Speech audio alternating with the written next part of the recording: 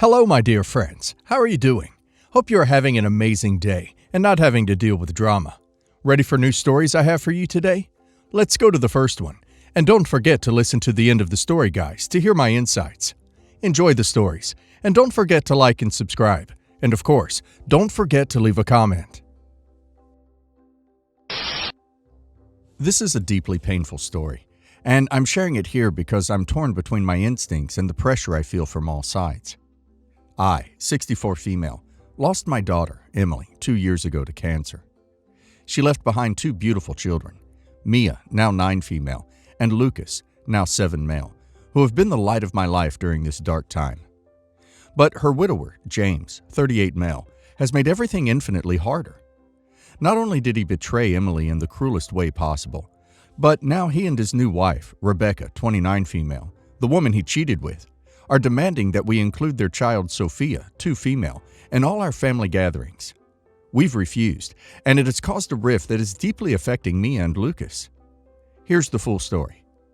Emily met James when she was 27 and he was 31. They were introduced through mutual friends at a dinner party, and the chemistry between them was instant. Emily called me the next day, gushing about how charming, smart, and attentive he was. James came from a well-off family and had a successful career in finance. Emily, on the other hand, was a kindergarten teacher who radiated warmth and kindness. Despite their different backgrounds, they seemed like the perfect match. They married 2 years later in a beautiful ceremony.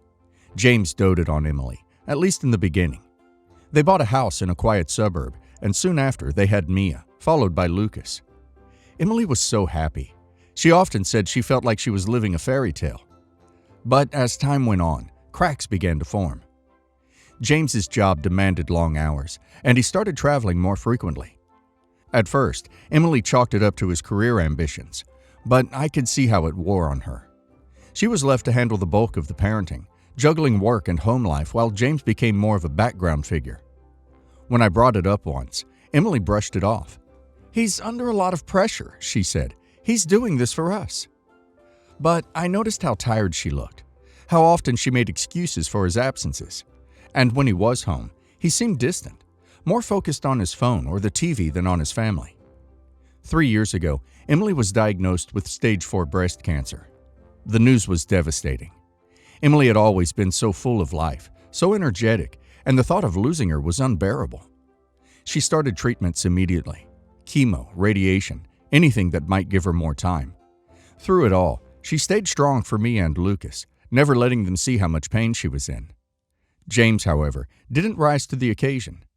As Emily's condition worsened, he became more and more absent. He claimed he needed to work longer hours to cover medical bills, but Emily confided in me that she felt he was avoiding being home. One day, Emily called me in tears. She had found out James was having an affair with Rebecca, his secretary. But that wasn't the worst part of it. Rebecca was pregnant. "I thought he'd wait," Emily sobbed. "I thought he'd at least wait until I was gone." My heart broke for her. Emily didn't want to confront James because she feared it would disrupt the children's lives even more. She was also terrified of what would happen to me and Lucas if James left. So she stayed silent, enduring his betrayal while fighting for her life. In her final weeks, Emily made James promise to keep me and Lucas close to our family. She said that James agreed, so I hoped he would keep his promise. When Emily passed, my husband and I were devastated. Losing a child is a pain I wouldn't wish on anyone. I lean on Mia and Lucas, not just to keep Emily's memory alive, but because they were a part of her, the last gift she left us. But James's actions after her death shattered any hope of maintaining a healthy relationship. Within months of Emily's funeral, James married Rebecca. He claimed it was to provide a stable home for their daughter, Sophie, but it felt like a slap in the face. It was as if he was erasing Emily from his life entirely. Then, the visits with me and Lucas started to dwindle. James would cancel plans last minute or ignore our calls altogether. When we confronted him, he accused us of being overbearing and said it was time for the kids to move on. We knew we had to act. Taking legal action was the hardest decision we've ever made, but we felt we had no other choice. Mia and Lucas were not just our grandchildren. They were a part of Emily. We couldn't lose them as well. The court battle was grueling. James painted us as controlling and emotionally manipulative, but we had records of all the times he had canceled visits or ignored our attempts to reach out. In the end, we won. The court granted us regular visitation rights, allowing us to see Mia and Lucas every other weekend and on holidays. For the first time in months, we felt like we could breathe again. Now that we've resumed our visits with Mia and Lucas, Rebecca has decided that her daughter, Sophie, should be included in everything. She insists that because Sophie is Mia and Lucas's half-sister, we're obligated to treat her as part of the family. We refused. Sophie is innocent in all of this, but her existence is a painful reminder of James's betrayal. She was conceived when my daughter was still married to James. We're still grieving Emily, and we don't feel it's fair to force her memory to share space with the product of an affair that hurt her so deeply. Rebecca has taken this refusal personally. She's told Mia and Lucas that we hate their sister and are trying to erase her from their lives. This has caused immense confusion and stress for the kids. Mia, in particular, is old enough to understand the tension. She recently asked me, "Why doesn't Rebecca like you?" I tried to explain that sometimes adults don't get along, but she pressed further. "She says you don't want Sophie around because you don't like her." It broke my heart. I told Mia that we love her and Lucas unconditionally, and that our feelings about Rebecca and James's actions have nothing to do with Sophie. Lucas is too young to fully grasp the situation, but even he has started asking questions. He's confused about why Rebecca is so angry and why his dad gets upset when they come to visit us. We've tried to shield the kids from the drama, but it's clear that Rebecca and James are using them as pawns. Rebecca and James have accused us of being petty and vindictive, claiming we're punishing Sophie for something that isn't her fault. Part of me wonders if they're right. Should we include Sophie in our gatherings to make things easier for Mia and Lucas? At the same time, I feel strongly that we shouldn't have to include the child of an affair in our family. We're still grieving Emily, and forcing Sophie into our dynamic feels disrespectful to her memory. Reddit: am I the a-hole for refusing to include Sophie in our family events? First, I'm so sorry for OP's loss and everything OP has had to endure. OP's daughter's memory deserves respect, and OP is absolutely right to prioritize me and Lucas's emotional well-being. Rebecca's demands are beyond entitled. Sophie may be innocent in all this, but it's not OP's responsibility to include her in OP's family gatherings. Rebecca and James are using guilt and manipulation to force OP into accepting a situation that caused so much pain. OP is not excluding Sophie because of who she is. OP is protecting her boundaries and her ability to grieve Emily. OP should not let them make her feel guilty for setting limits. And now let's hear the community's opinion. Not the a-hole. Your priority is Mia and Lucas, and you're doing the right thing by standing up for them and maintaining a safe, loving environment. Rebecca and James's behavior is selfish. They're not thinking about how their actions affect the kids. The fact that Rebecca is bad-mouthing you to Mia and Lucas is absolutely unacceptable. That's emotional manipulation, plain and simple, and it's hurting the kids.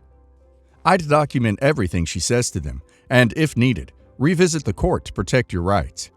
Sophie has her own family, James and Rebecca. It's not your responsibility to integrate her into your life, especially when her existence is a direct result of James's betrayal.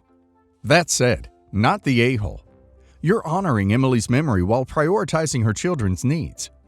Rebecca and James want you to sweep everything under the rug so they can feel better about their actions. But that's not your job. You've already been more than patient. Don't let them guilt-trip you into compromising your boundaries. Not the a-hole. Let's be clear here. Sophie isn't the problem. It's Rebecca and James. They're trying to rewrite history and force you to accept their choices without taking any responsibility for the pain they've caused. You're not obligated to include Sophie in your gatherings. She has her parents, and they can create their own family traditions.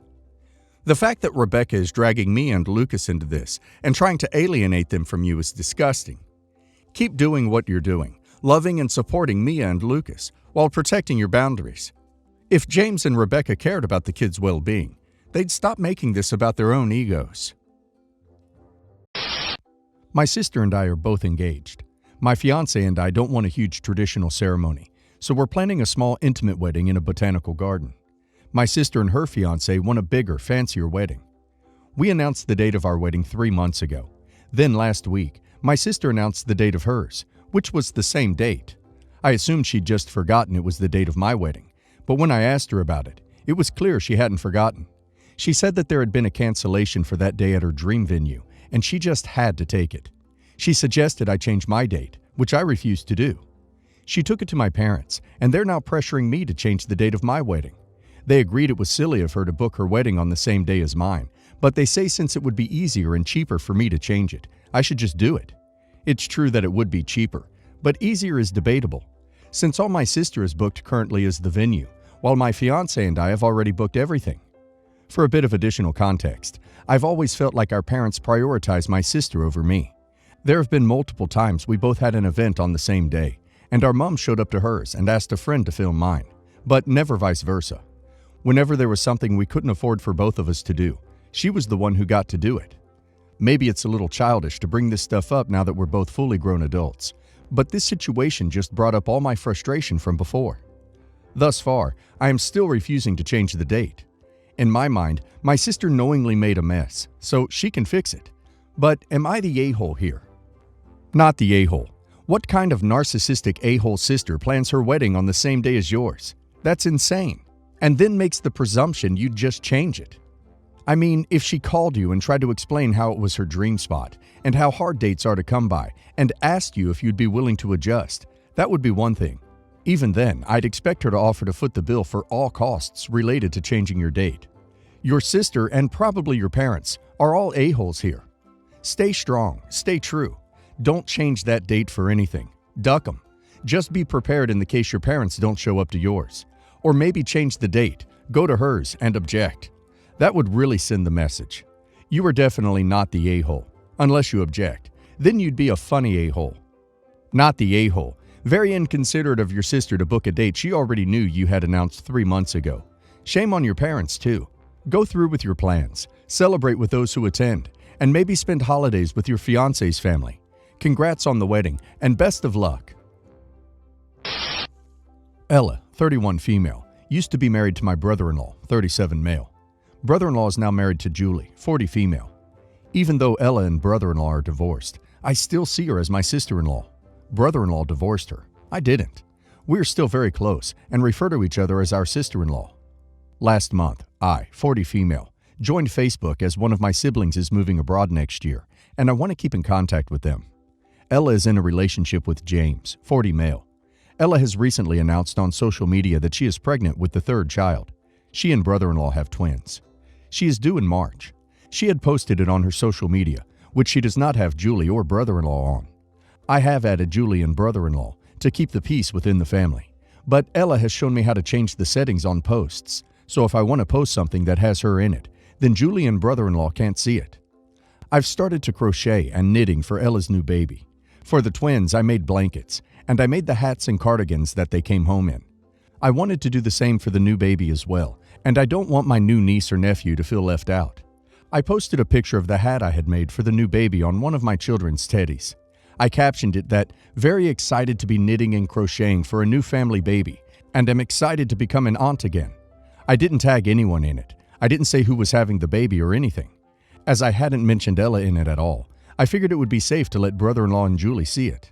Well, Julie commented underneath the post, demanding I take it down, furious that I had dared to post about her being pregnant. I had no idea that she was pregnant. Julie never struck me as wanting children, as she is so cold with the twins and my children. Brother-in-law and Julie have now been contacting me and husband, 40 male, demanding that we take the post down, telling us that we should know better than to announce someone else's pregnancy.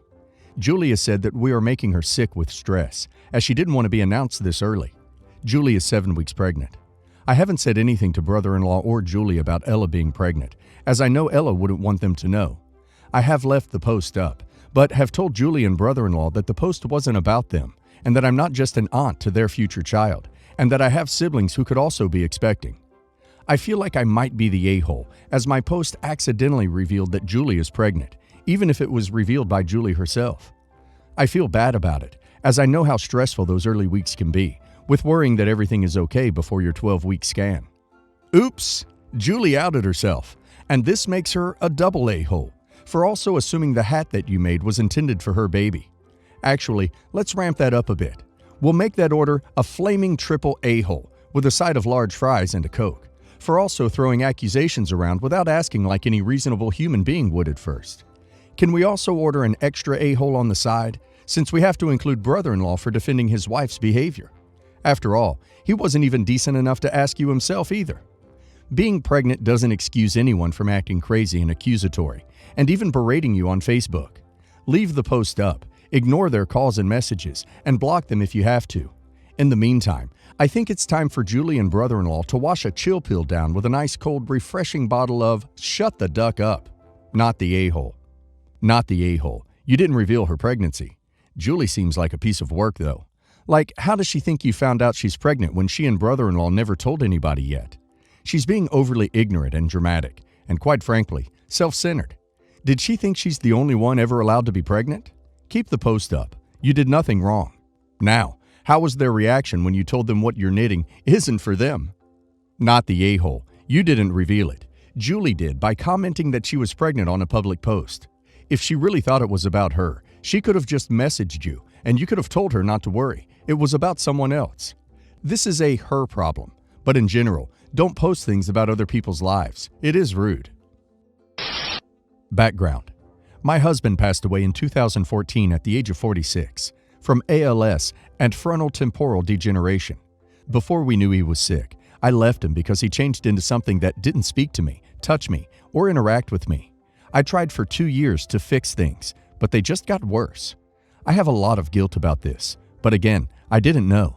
We never got divorced, and we still saw each other every day because kids and parenting. I honestly thought he was just terribly depressed and just wouldn't get the help he needed. That obviously wasn't the case. Anyway, through circumstances, he came back home. Within about a year, we discovered he was sick. Very, very sick. And I cared for him until he passed. While he was sick, it was very difficult to get any help at all from his family, and I eventually quit my 9-to-5 job to care for him. His family didn't really help me with anything, and they were in the hills of denial for almost the whole time. So much so that while I was caring for him in the way the doctors told me to, and sharing info of what was happening with the doctors, they were accusing me of lying and of not caring for him well at all. Husband would tell them that I was his advocate and that I was doing a great job making sure he got the care he needed, etc. All that to say his family wasn't a fan of me, and as his health declined, so did their opinion of me. Fast forward to now. My in-laws both passed during virus, and my brother-in-law, husband's brother, 50 male, was clearing out the dad's condo, and in the storage area found a bunch of stuff that husband had stored there, including thousands of comic books from the 70s, 80s, and 90s. Husband didn't have much, anything really, and he even downgraded his life insurance the last year of his life, to save money. It was a side effect of his brain not working. He was super focused on money, but in weird ways. So while I did get some life insurance, we didn't get much. And while we did get his Social Security, that also wasn't much. Brother-in-law gave everything of husband's he found directly to our kids, 19 female and 21 male, bypassing me completely. Here's where I might be the a-hole. I don't believe brother-in-law had any right to give those things to the kids. They were husband's, which makes them mine. Of course, if things had gone how they should have, I would have let the kids pick out their favorites, but we don't have a lot, and selling these old and well-cared-for comics would be a huge help to me and to the household. But he did give them to the kids, so any talk of selling them, the kids are saying they aren't mine to sell. Am I the a-hole for thinking the comics are mine, and that if I want to sell them, I should be able to sell them? So here's the thing. You are starting with a faulty assumption that these should be yours in the first place. These items have been in the in-laws' possession since well before husband passed, and from the sound of it, including periods of time when husband was a minor, as no one ever tried to regain possession of them during any time, it could be argued that in-laws actually became the official owners, particularly after husband's death. Therefore, when brother-in-law was cleaning out his parents' house, he divided the assets to the adult grandchildren of the descendants. You are not entitled to inherit items from the in-laws. I get you are hurting financially, but deciding what your adult children should do with their inheritance, particularly selling and giving you the profits, is ridiculous at best and nefarious at worst. You're the a-hole. You're the a-hole. You didn't even know they existed by the sounds of it, and now you want to fight for them, not because they mean something to you, but for money. If your kids want them for sentimental reasons, you are for sure the a-hole. If they want them to sell them, much less so. Wow, your mentality astounds me, to be honest. You don't care about the comic books. You only see a dollar value in them. This has nothing to do with your rights as a wife. This has everything to do with greed. You didn't get as much as you wanted from the life insurance, and you even didn't get as much as you wanted from his Social Security benefits. So as soon as you saw his brother pull out the comic books, your brain went cha-ching. Let your kids have the comic books. Get another job. You're not entitled to everything your husband left. Your kids should have a right to some of it too. You're the a-hole. My husband, 35 male, Alex, and I, 34 female, have been saving to buy our first home together for the past 3 years, and we recently started working with a realtor. We haven't had any luck yet with finding something we like. I inherited some money from family to supplement my savings, so I'm financing a bigger part of the upfront down payment than my husband. But we will contribute equally to all future mortgage payments, utilities, property taxes, etc. Right now, I'm contributing $27,000 to our house hunting fund, while Alex is contributing $18,000. My former almost sister-in-law, 29 female, Jess, and I are incredibly close. We helped each other through the insane trauma of her losing her entire family, mom, dad, older brother, my former fiance, in a horrible car accident around 8 years ago, and I truly think of her almost like my own little sister. We both struggle a lot in the aftermath, Jess especially, but she's so incredibly strong and is now 15 months sober. Unfortunately, she has had quite a few money problems throughout the years and is now being threatened with foreclosure of her childhood home. The other day, Jess asked if she could borrow $10,000 from me to help reinstate her mortgage. She doesn't have the best credit, so getting an official loan will be difficult with her without a cosigner. She has borrowed small amounts of money from me over the years, but never this much. If I lent Jess the $10,000, it would probably set my husband and I back around 1 or 2 years in terms of our plan to buy a house. So I told Jess I would have to talk it over with him. He knows about my former fiance and about my special relationship with Jess, but he doesn't like her very much and thinks she is too immature and irresponsible for her age, and that I baby her. He is strongly against me letting her borrow the money, especially because we wanted to buy a home before having kids, and so he wants to find a place in the next 6 months instead of in 1 or 2 years. I agree it would be better for us to have a house before having kids, but I'd be okay with waiting longer to make that happen. I just think it would make more sense for me to give her a personal loan. We would have a contract, rather than be a cosigner, because I don't want Jess to have to pay crazy interest rates while she builds her credit back up. And I definitely don't want her to lose her childhood home. I'm attached to it as well, as there are a lot of cherished memories I have with my former fiance's family there. Would I be the a-hole if I went against my husband's wishes and let Jess borrow the $10,000 from me? If she has had quite a few money problems over the years, there's no way I'd lend her $10,000. Help Jess as you're able, but don't do it at the expense of you and your husband and your shared plans. I don't know if you would be the a-hole, but you would definitely be gullible and taking on unnecessary risk. You can do whatever you like with your own money. However, if you loan money to someone in a situation that would delay your life with your husband's life by years, he would not be wrong to be super resentful at a minimum, or even leave you over it. What is more important to you? Leaning you're the a-hole. You're the a-hole if you loan someone that amount of money without your spouse's agreement. That is a big financial risk. There is a reason sister-in-law has a poor credit rating. It is not up to you to bail her out. Can you afford to give her $10,000? Because she will likely never pay it back. My 42 female, fiance, 45 male, and I have been together for 8 years. For the past several Christmases, we end up arguing about the gifts he's got for me, and I end up not getting him the right things either. So to try to avoid that this year, I brought up making lists for each other.